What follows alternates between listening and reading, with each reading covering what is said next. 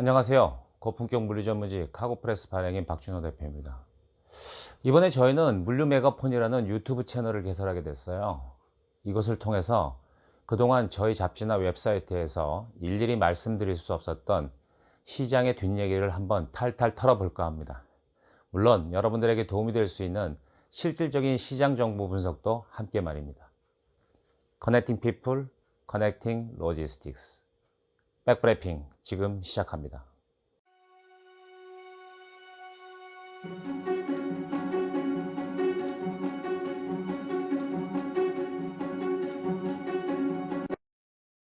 안녕하세요. 카고프레스 박준호입니다. 말씀드린 대로 저희 카고프레스가 만드는 이 물류 메가폰에서는 국제 물류 시장의 핫 이슈를 선택해서 백브리핑이라는 시간을 갖도록 하겠습니다. 그 첫 번째 시간으로 오늘은 자동차용 반도체 부족 사태가 과연 우리 항공화물 수요를 촉발시킬 수 있을 것인지에 대해서 말씀을 드려볼까 합니다. 현재 전 세계적으로 자동차 생산 라인이 중단 사태입니다. 각종 뉴스에서 지금 탑 뉴스로 다루고 있죠. 불과 2, 3일 전에는 전기차의 대명사인 테슬라도 공장 가동을 일시 멈춘다는 소식도 전해지고 있습니다. 이 같은 상황은 알고 계시겠습니다만 전 세계 자동차용 반도체 공급이 물량이 절대 부족해서 나타나고 있는 현상입니다.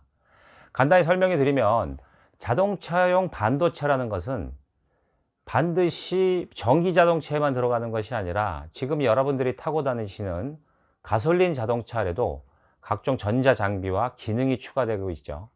그래서 이를 컨트롤하는 장비 부품엔 반드시 반도체 칩셋이 필요합니다. 여하튼 반도체가 부족해지면서 자동차 관련 전자 부품의 조달이 안 되니까 완소차 공장이 돌아가지 않는 이런 연쇄 파급 효과가 나타나고 있는 겁니다. 마치 나사 하나가 없어가지고 자동차 공장 전체가 그냥 놀고 있는 것과 비슷한 상황인 것이죠. 저희 카고프레스 기사에서도 보도해 드렸듯이 지금 일본 혼다, 닛산, 독일의 폭스바겐, 다임러, 또 북미의 대표인 포드, 피아트 크라이슬러 이런 전 세계 글로벌한 그 완성차 업체들이 지금 전 세계에 산재되어 있는 공장들의 가동을 줄이거나 생산량을 조절하고 있습니다. 오죽하면 미국 바이든 대통령이 대만 정부한테 반도체 공급을 좀 원활하게 해주면 안 되겠니? 라고 명령 같은 협조 요청 공문을 발송합니다. 이유는 하나죠. 대만의 글로벌 반도체 파운드리 업체인 TSMC가 있기 때문입니다. 그런데 지금 이렇게 자동차용 반도체가 부족한 이유는 사실 순수하게 반도체가 없어서 품귀 현상을 빚어서 벌어지는 일만은 아닙니다. 시간을 거슬러 올라가죠. 작년에 코로나19가 발발했어요. 코로나19가 발발하면서 전 세계 소비 구매력이 크게 줄어들 것이라는 평가가 일반적이었습니다. 자동차 완성업체들도 반도체 부품 조달용으로 사용하게 되는 원재료 구매 계약을 크게 축소합니다. 어떻게 보면 완성차 업체의 이 같은 판단이 틀린 것만은 아니에요. 당시만 해도 코로나가 초기 단계였기 때문에 각국이 봉쇄 조치를 취하죠. 그래서 해당 국가의 공장이 가동을 멈춥니다. 코로나 때문에 사람들이 모이는 걸 막기 위해서죠. 그래서 한동안 생산이 어려웠던 점도 이유가 됐을 겁니다. 중국이 대표적인 케이스죠. 그런데 문제가 생깁니다. 이처럼 잠시 주춤했던 소비 수요가 역으로 연말이 가면 갈수록 늘어나는 조짐을 보이기 시작하는 거죠. 그러니까 이 완성차 메이커들은 다시 공장을 풀로 가동합니다. 마침 봉쇄가 풀리면서 공장 가동이 가능해진 시점도 됐어요. 공장도 돌아가고 그리고 수요가 늘어날 거라는 기대감도 있으니까 공장을 돌려야 되는데 정작 완성차를 만들어내기 위한 필요한 부품이 없는 거죠. 왜? 그 자동차용 전장 부품에 들어가는 반도체가 부족했기 때문에 이를 납품하는 전장 부품 업체들이 그 관련된 반도체 기판을 받지 못해요. 반도체가 부족하니까 관련 기판이 부족하고, 기판이 없으니까 관련 전장 부품을 못 만드는 거죠.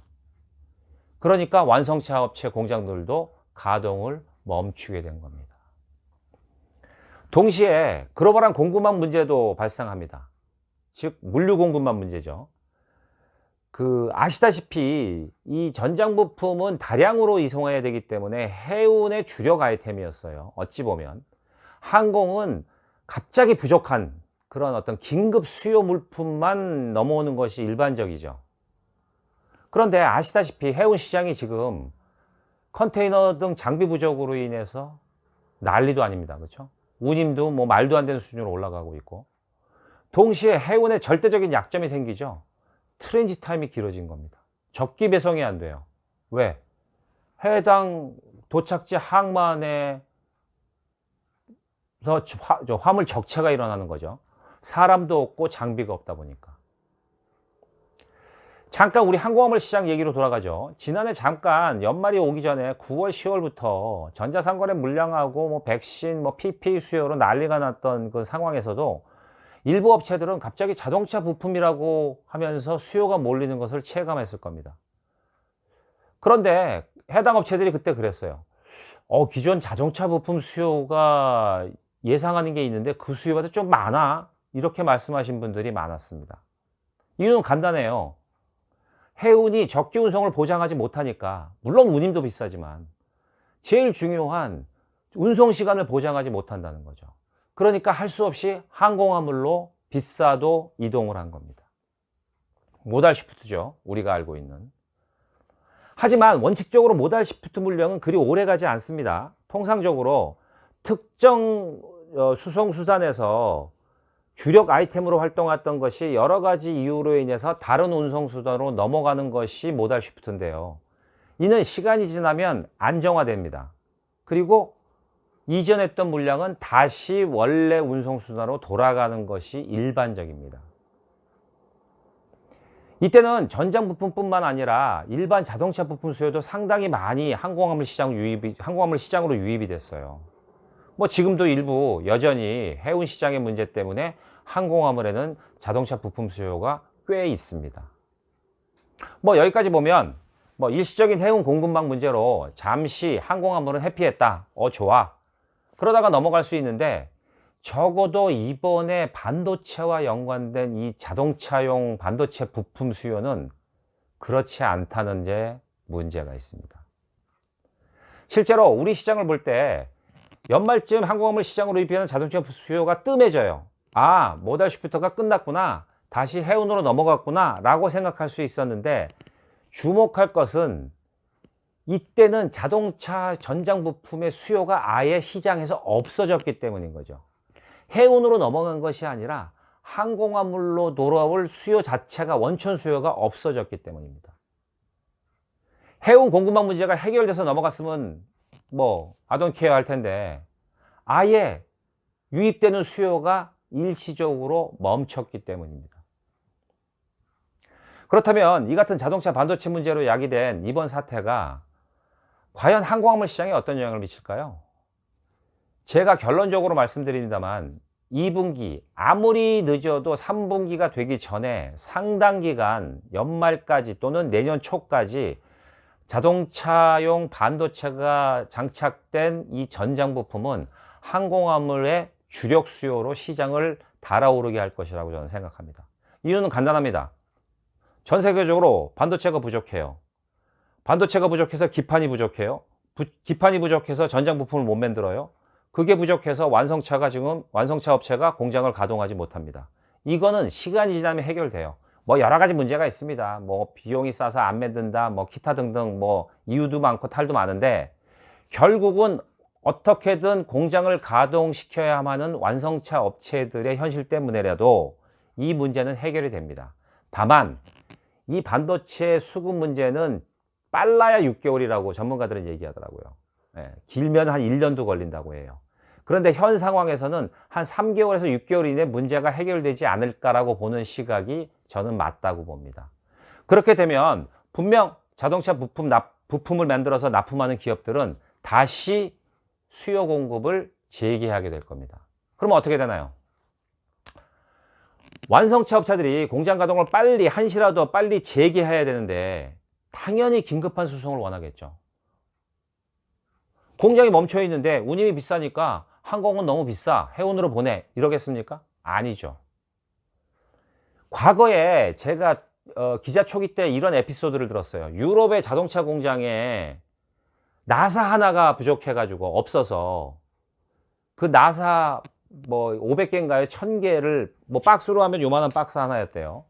그거를 보내기 위해서 화물기를 차터했다는 그런 재미있는 에피소드를 제가 전해 들은 이유가 있어요. 뭐 사실인지 뭐 거짓말인지 잘 모르겠지만 그런 에피소드가 있었습니다. 이처럼 이번에 자동차용 전장 부품 수요는 분명히 항공화물 수요로 몰리게 됩니다. 물론 한국발 시장에 그렇게 큰 영향이 없을 수 있어요. 일부에서는 이렇게 얘기합니다.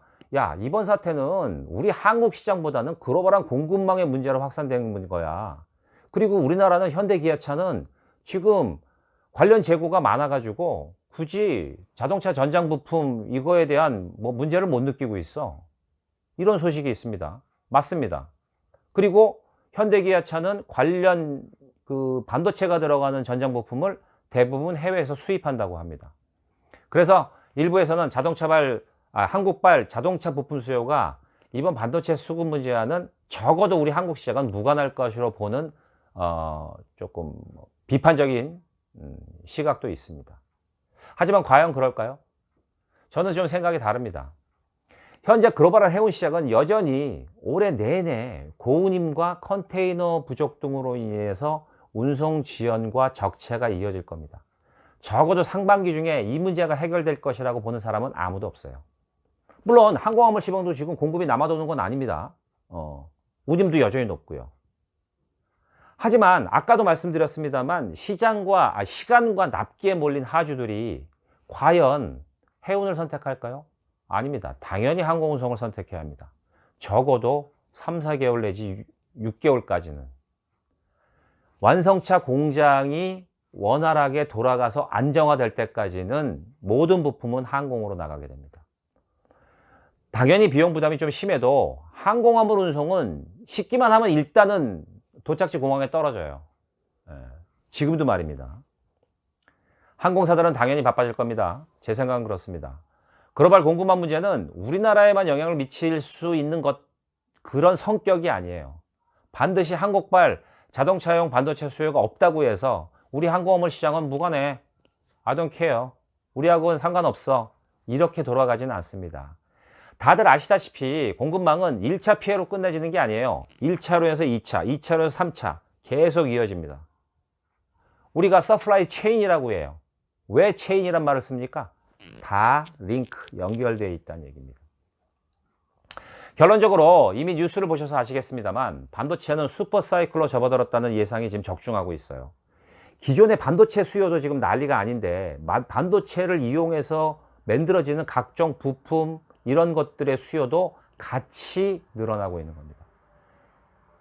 자동차용 전장 부품만 봐도 가솔린 자동차, 또 추가로 전기 자동차, 그리고 IT, 반도체가 절대적으로 부족합니다. 부족하다기보다는 수요가 엄청나게 늘어났다는 거죠. 거기에 5 시대 아닙니까? 더더욱 반도체가 많이 필요로 합니다.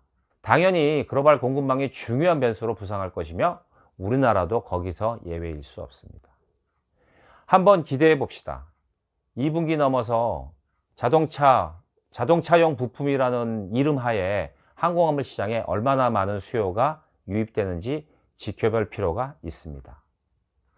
다음 백브리핑 시장은요, 항공화물 운임이 절대로 내려가지 않는 이유에 대해서 방송을 할 예정입니다.